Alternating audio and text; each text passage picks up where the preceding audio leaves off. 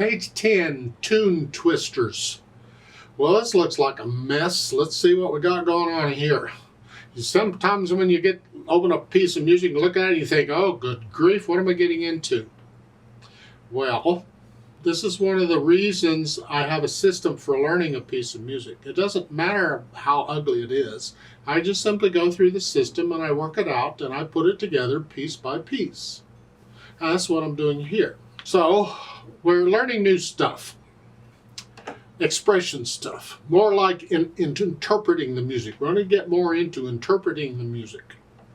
By now, you should know the names of all these notes in the music easily, instantly. You should just know these names. If you don't, please go back, start the book again, go through the lessons again, and review everything. Don't be in a hurry to get through this book. You won't learn quicker. You'll just give up quicker. Just no. Take your time going through. Give it time to really settle in so you understand what's going on. So you should know the name, that's my opinion. You should know the names of all these notes in the music. You should know the names of all the keys on the keyboard now because we've used them all in one time or another. Yeah. Of the white keys though, we haven't got the black keys yet. Don't worry about the black keys. They'll make sense. There's a logic to it, so just get the white keys down. At the bottom of page 11, they give you a list. I don't like lists. Yuck. If you want to go through that list, you go right ahead. I will cover it in the lessons as we get through it in the music. We will talk about it there. You need to know it all. You just don't need to know it all right now. It's stuff coming up. So let's talk about this. I'll look it over. I see it's 2 pages long, more or less.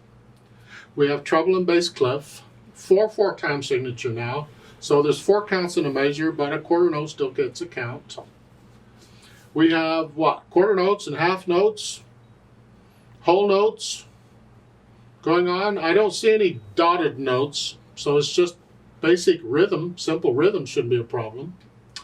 Let's take it one hand at a time and make sure we understand what each hand is doing, and then we'll attempt to put the hands together and have a glass of wine or something, whatever it takes if you're old enough to drink. I don't know.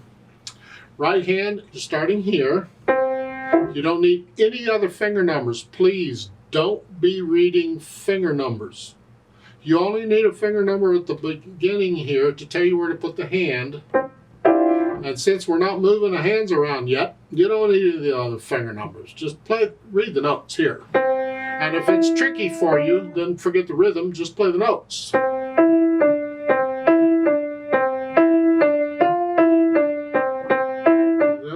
But then once you can do that, put in the rhythm. 1, 2, 3, 4. 1, 2, 3, 4. 1, 3, 4. Like so. Okay.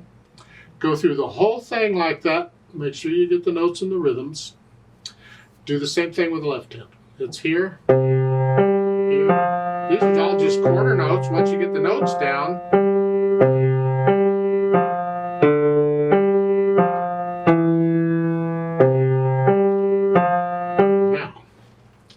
At the end of the second line, on page 10, you're here. Well,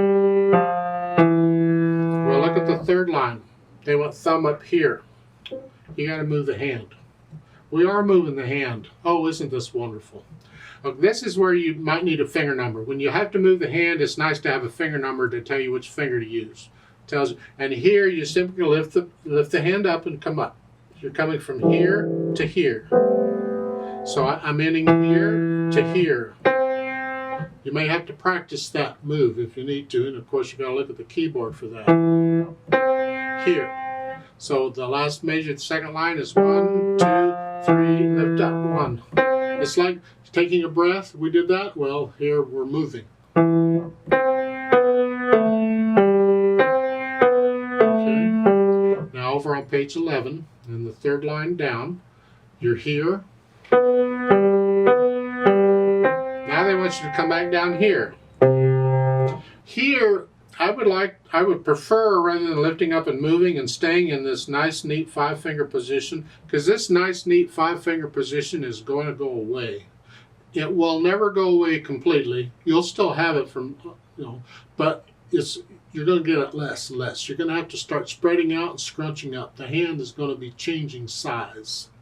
So on page 11, when you have to go back down, this is the third line down. The second measure, you're here.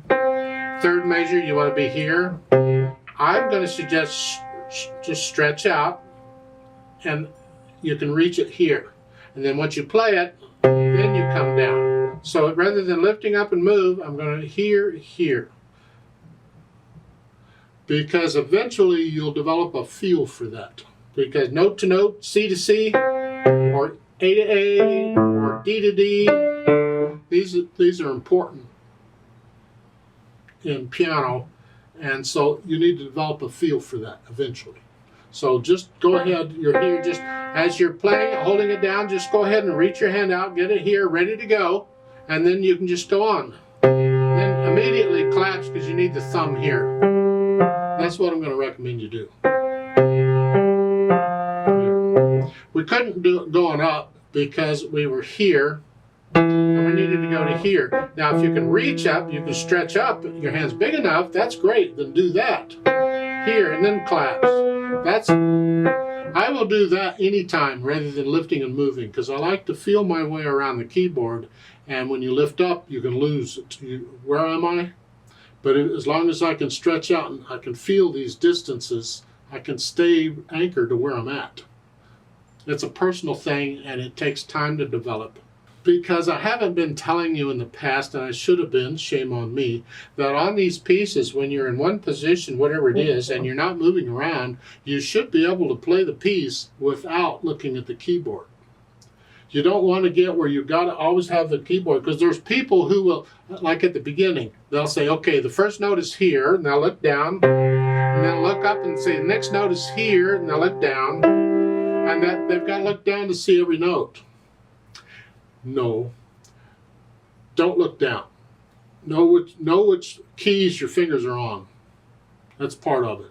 You need to know that your fingers are on those keys, and you can learn to do this by feel. You have to look down when you have to move, like in the third line when the left hand comes up. If you're doing this, you got to move. If you can learn to stretch out and feel this, you may not have to look down eventually. There are challenges in learning to play, but we take these challenges a little bit at a time, and over time you'll gradually get them. So you put the hands together at your speed, then go through and get rid of any hesitations you might have anywhere in them. Okay. And then once we have that, then we add the expression, the articulation. They got some more stuff here on that. At the beginning, you see the slurs, the curved lines? It's telling you to connect the notes. They're not phrases. This is not a musical sentence.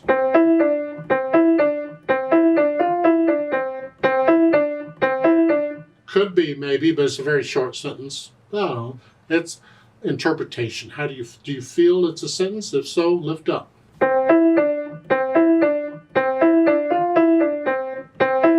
In my mind, I'd take the 4 measures at a time in most cases as a sentence. Lift up. Lift up. Now lift up. So it's like 2 measures at a time. Maybe that's what it is at the beginning. Maybe they're 2 measure sentences. Here. Lift up. Lift up. You could get away with that here, as every 2 measures is a sentence, so you're connecting them every 2 measures at a time and then lifting up. It's like taking a breath. That's interpretation. But these could be slurs, and you don't always lift up before and after a slur. All a slur tells you to do is connect the notes within the slur. The phrase is telling you to lift up before and after. But at the beginning here, in between the stabs, you see the P and the word legato. Legato. We use a lot of Italian in music, and I can't speak Italian with a hoot, so I just say legato, however you say it. Legato means connected for piano. Typically it means smooth, but we can't do smooth on a piano, so we connect them. Well, we're going to do that anyway. But they're telling you now, connect it. However, the left hand, there's nothing marked. And that means it's entirely up to you how you want to play it. I could disconnect them if I wanted to. because there's nothing marked. However, when they put in legato, now they're telling you, connect them. You don't get a choice.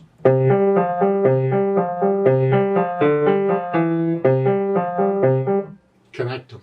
Now, once I have the expression, then I add what's known as the dynamics. I haven't done it before now because they haven't introduced it yet, but they're introducing it now. So now we got to add dynamics to our mixture. It's because I like to do this just one thing at a time so I can focus on it, because it needs to become sort of automatic so I can focus on something else later. Well, now I've got the notes and the rhythms and I got the articulation out of the way. Now I'm going to do the dynamics. The dynamics is the louds and softs. How loud do you play it? How soft is it? How loud? And again, we're using Italian for the most part. And that's what the P is at the beginning between the staves, the P. You can look at the little box at the bottom of 11, page 11. P is short for piano. And that means soft. So it's telling you to play it softly. The problem we have is there's no absolute value for soft or loud or any other dynamic. It's based on your situation, and it can change. In a little room like this, soft could be pretty soft. But if I'm outside in a big area or in a big concert hall or something, soft might be a little louder, because it depends on the situation. So I can't tell you this is soft and this is loud. You have to decide where you are in your situation, what is soft to you. Not super soft. There's softer than this. It's just on the soft side. Look at the last line on page 10. You see the F between the staves? That's short for forte, and that means loud. Well, I don't know how loud is. You'll have to decide. It's loud. And then you get out soft. You're going to echo that. And you stay soft. You stay at a dynamic level until they give you something else. So at the top of page 11, I'm still soft. And then in the last measure, the first line, now I'm loud again. Now I'm soft. And then in the second line, the last two measures there on page 11, now it's an MF. MF means mezzo forte, and that means moderately loud, or medium loud, or sort of loud. Not loud, just sort of loud. You decide what that is. It's not as loud as loud, but it's louder than soft. And you stay there, and then you get next line, you get a P, that's soft, and you end it soft. So let's talk about this, because now in addition to the fingering and the counting and all this, you got to decide how loud or soft it is. So let's talk a little bit about technique. I don't teach technique in these videos very much, because in order to really teach you techniques, as far as I'm concerned, I need you in front of me. I need to actually see what you're doing. I try and teach technique in the scale videos. We haven't got the scales yet, so I'm not referring you to those yet. You see, the problem with technique is you can listen to what I'm doing and you can watch what I'm doing, and then you try it and get it completely wrong and not know you're getting it wrong. I went through it. A teacher would do that, teach me technique, and I'd do it and I'd get it all wrong. No, it's got to be this way. It's got to be this way. And they'd have to explain it in various ways before I would get to it. That's why teaching technique in this kind of a format is, you need a real teacher. And if you can, please go find a real teacher to help you out, because if for nothing else, they will at least teach you the technique. However, we'll make an effort here. I'll explain it, and you can do what you can do. When I play piano, I use gravity to help me play the piano. I didn't always do this. I was rather muscular in high school. I was lift weight and all that. I had the strength, and I played by strength. I had the strength to do it, no problem. I'd get tense and it was fun, actually. Then I got into college and found out that that was all wrong, and my teacher made me start over with beginner music and learn a whole new technique. And it took me about a year to get it. And that is using gravity and learning to relax throughout the whole thing. Stay relaxed. So when I push a note down, I'm allowing gravity to push it down, because the arms and hands, even for a little kid, the arms and hands are plenty heavy enough to push a note down. Just relax, let the note go down. I'm not pushing it down myself, I'm just dropping my hand into it gently. And I'm not dropping all the weight, that's too much. I'm controlling how much weight I'm dropping. So I can do this on there. And let the wrist collapse just a little bit. Don't a lot. Don't hurt yourself. It's just a little bit. Stay relaxed. Don't tense up and play with a stiff wrist. Please don't do that. Oh, you're asking for some medical problems if you do that. Just relax.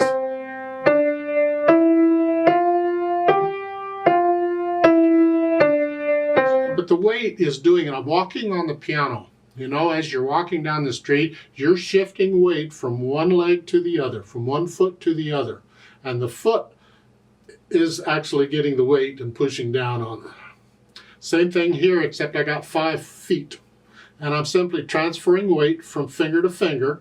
But the finger is, whichever finger is down is the finger that gets the weight.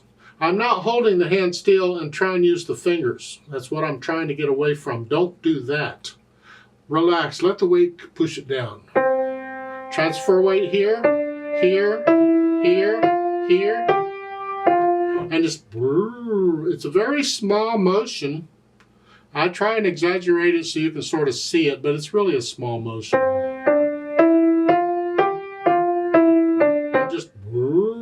I'm just transferring weight from finger to finger, and that's how I do it. Well, with dynamics, the softer it is, the less weight. The louder it is, the more weight. So at the beginning on soft, it's very little weight. Very little, very light. But then in the third line on page 10 where it's loud, I'm using more weight. And I'm letting the wrist collapse here each time. I'm just transferring weight from finger to finger, but it's more weight.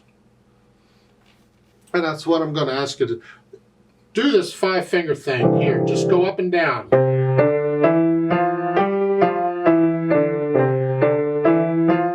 Just transfer weight from finger to finger. It's as sort of getting into this. It's also a good warm-up if you want to warm up. Keep it slow though. Don't go real fast on this. Now the kicker.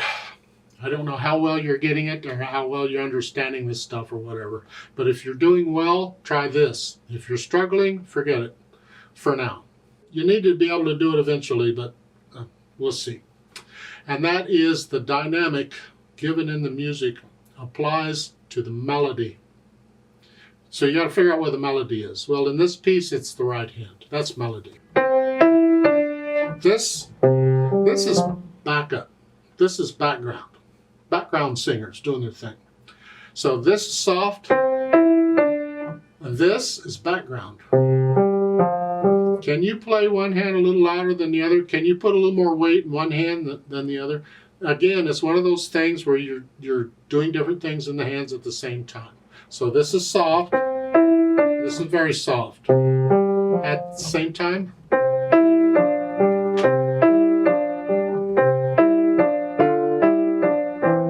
get down to the third line when it's loud. This left hand, it can be a little louder, but still background. Soft.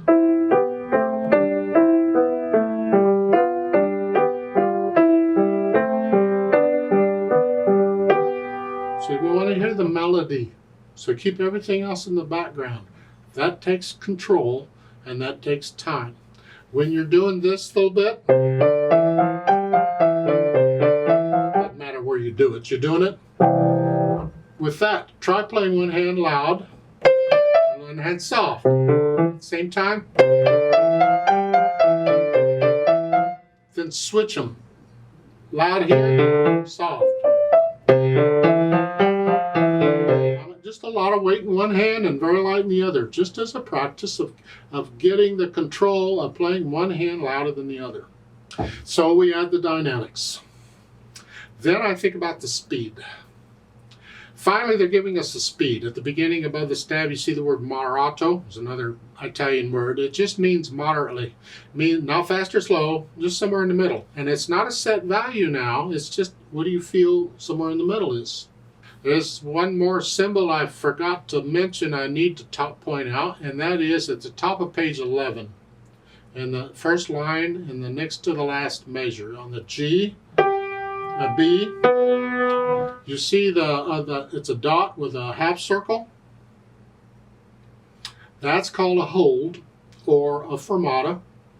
And it simply means you hang on to that note longer than whatever the note is. In this case, it's a whole note. It would get 4 counts. You hang on to it longer than 4 counts. Again, it's not a set value. It's not a certain number of counts. It's what feels right. You're interpreting this. You just hang on to that for a little bit, and then when you're ready, go on. It's a fermata. Now when I do it with a metronome, I need to stay with the metronome. So I usually just take the note and double it, and that's how long I hold it. So here, a whole note would get 4 counts. So when I do it with a metronome, I would hold it for 8 counts and then go on. So I can stay with the metronome. Now the book at the bottom, they calls it a pause. I disagree with that. I don't consider it a pause. It can be a hold or a fermata. A pause is really a little something else.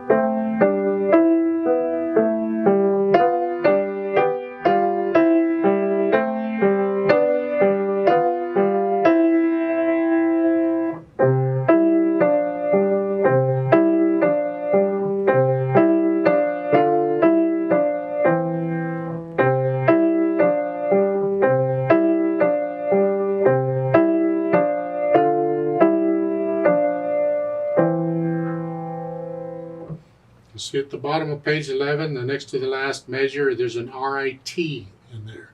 And that is an abbreviation for ritardando. Another Italian word, means to gradually slow down. I think of a train coming into a station where it's gradually slowing down, except you don't go down to a stop. You just slow down. 1, 2, 3, 4. 1, 2, 3, 4. You just gradually slow down. And again, how much you slow down, it's not a set value. You feel it. There's a lot of feeling going on in the music. So you get through the mechanical stuff, and then you start getting into it. All of these things, these legatos and slurs and all this stuff, the dynamics and all that junk, that's all guides to how to interpret the music. But you can go further than that.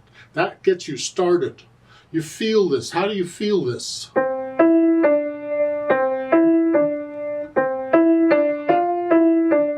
So if you feel this going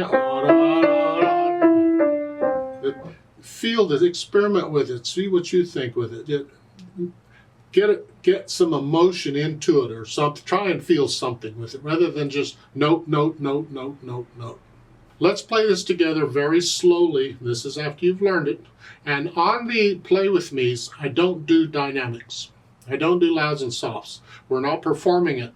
We're just checking notes and rhythms. So I do both hands about the same. We're just checking notes and rhythms. So I'll give us 4 counts. And on the fermata at the top of page 11, I'm going to hold that 8 counts, and then we go on. I will lift up for the phrasing or slurs or whatever. I keep experimenting that and changing it, but I'll go ahead and do it the way it's marked in the music for now. But if you want to, if you feel a different on that, go for it. So I'll give us 4 counts. 1, 2, ready, go.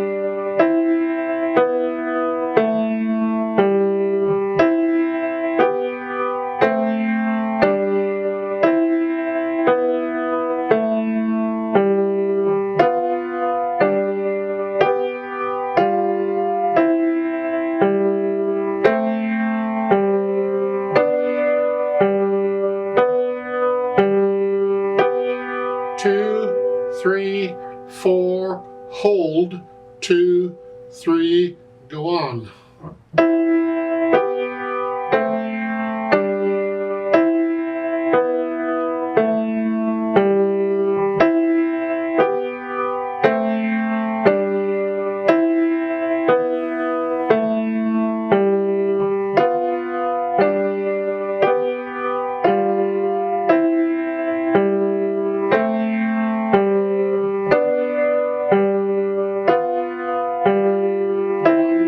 Two, three, four.